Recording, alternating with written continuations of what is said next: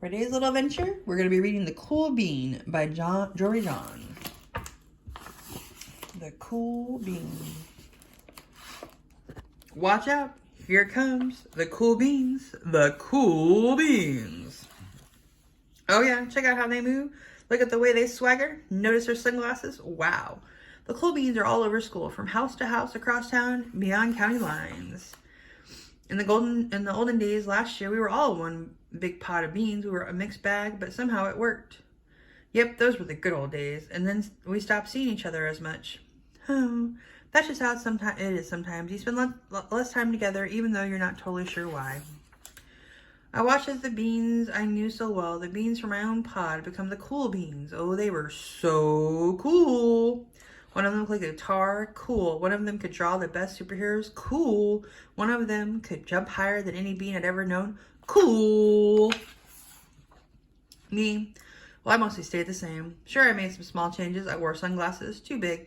I slicked my hair back, too slick. I strutted around. I swaggered. Oh, oof. I was still picked last for everything. My clothes never seemed to fit. I snorted when I laughed. Womp. I walked into stuff. I was an uncool bean for sure.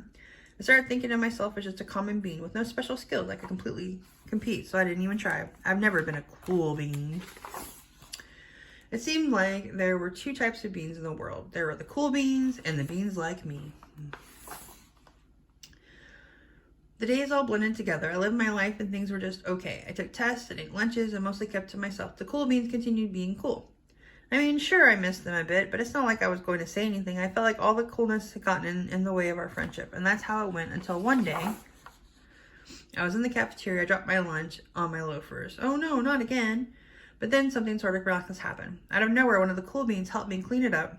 He didn't even say anything. He just gave me a nod. That was it.